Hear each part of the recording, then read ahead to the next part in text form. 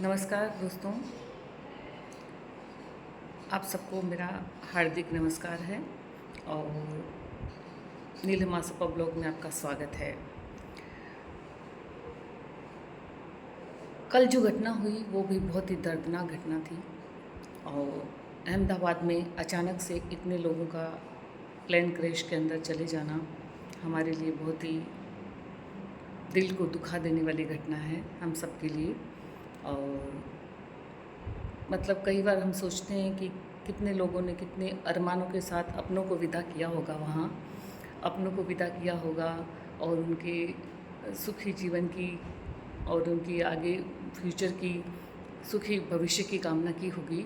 कितने पेरेंट्स ने अपने बच्चों को रवाना किया होगा, कितने अपनों ने अपनों को रवाना किया होगा और कितनी लोग हैं, कुछ माएँ हैं जो अपने बच्चों से मिलने के लिए जा रही थी, कुछ हैं जो जॉब छोड़ के वहीं सेटल होने के लिए जा रहे थे। तो ये सब घटनाएं मतलब हृदय को ना विदीर्ण कर देती है। मतलब ऐसी घटनाएं हैं जो हमारे हृदय को, हमारे दिल को चीर देती हैं।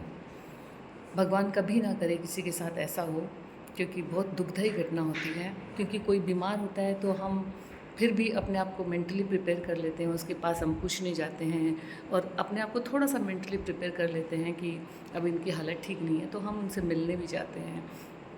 लेकिन किसी का अचानक यूँ विदा हो जाना हम सबको छोड़ के, तो कितनी बातें हमारे मनों में रह जाती है कि काश मैं उससे मिल लिया होता, वो आया था, या वो इंडिया में थी तो मैं उनसे मिल लिया होता, वो वहाँ था।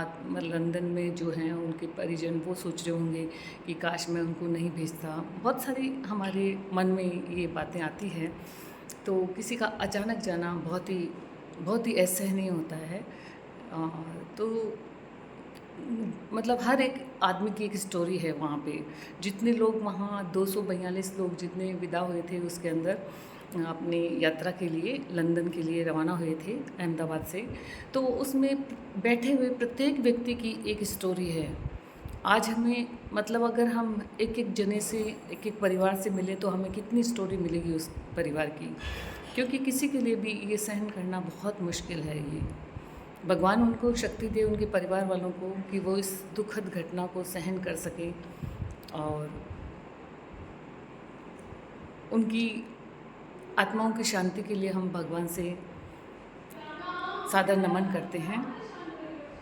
एक हमारी श्रद्धांजलि हम अर्पित करते हैं सब मिलके कि भविष्य में कभी ऐसी दुर्घटना ना हो। इसके लिए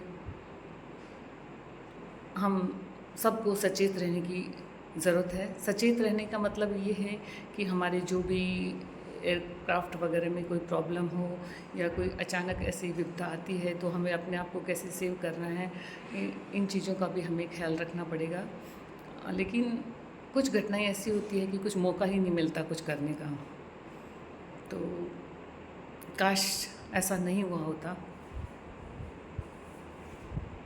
बार बार यही ख्याल आता है कि काश ये घटना नहीं हुई होती तो कितना अच्छा होता।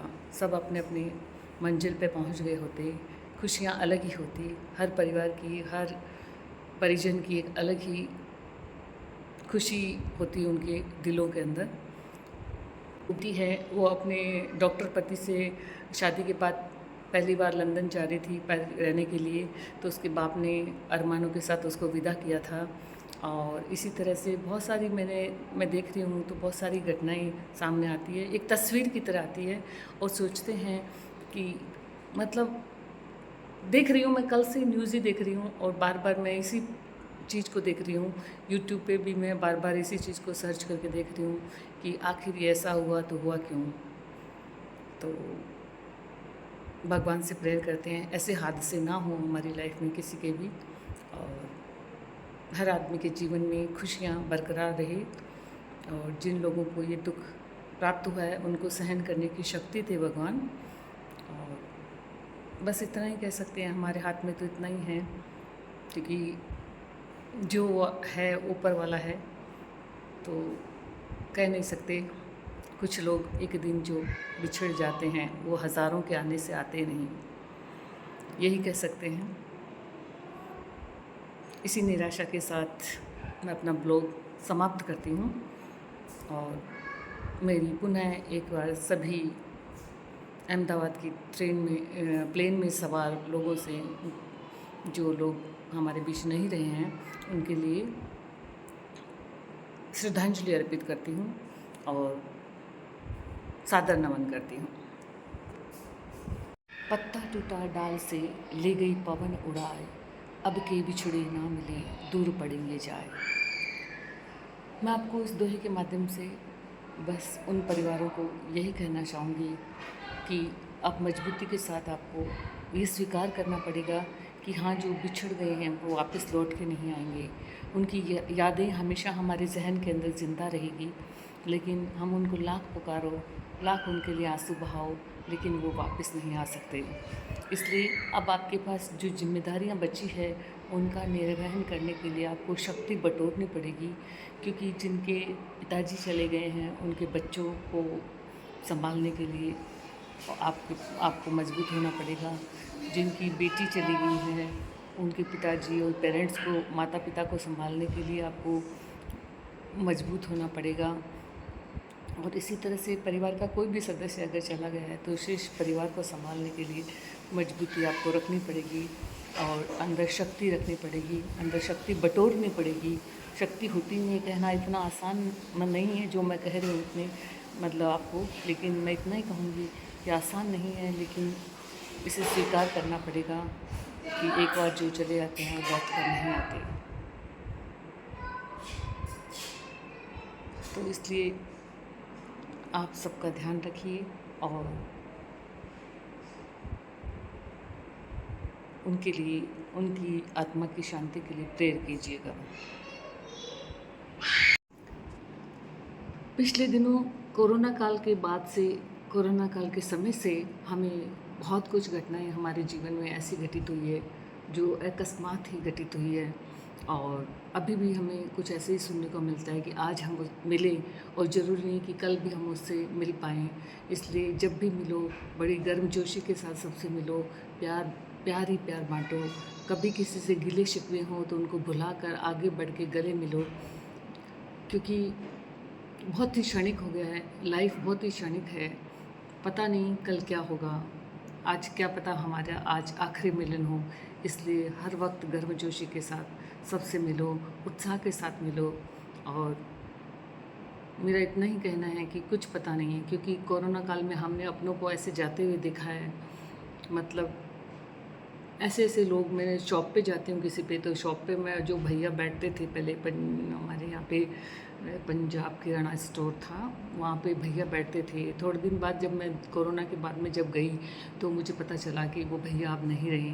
तो ऐसे मैंने कितने लोगों के बारे में ऐसे सुना, और हमारे खुद के परिवार में मेरे ननद के जो हस्बैंड है वो भी ऐसे अकस्मात चले गए थे। दोनों भाई, मतलब ननद के हस्बैंड और उनका बड़े भाई, दो ही बेटे थे अपनी माँ के, और दोनों अकस्मात ऐसे चले गए। तो मुझे बड़ा दुख होता है उनके बारे में सोचकर।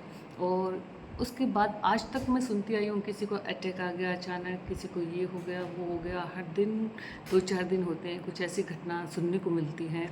तो कहना इतना ही है, ये बहुत क्षणिक है, हम लंबे टाइम के लिए नहीं आए हैं, बहुत छोटे वक्त के लिए आए हैं यहाँ पे। और इसे आप प्यार से, स्नेह से, छोटों को स्नेह दो, बड़ों को आदर दो, प्यार दो, इसी के साथ जियो। ये जीवन पता नहीं कल क्या होगा, क्योंकि ज़िंदगी के सफ़र में गुजर जाते हैं जो मुकाम, वो फिर नहीं आते। इसलिए हमें बड़े प्यार से सबके साथ रहना चाहिए, कि पता नहीं कल क्या होगा।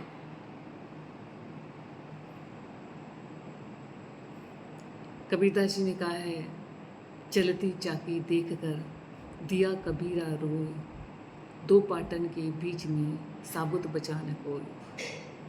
इसलिए हमें सबको जाना है, लेकिन कोई अचानक से चला जाता है तो बड़ा दुख होता है। इसलिए किसी का अचानक जाना हमारे लिए बेहद दुखद घटना होती है।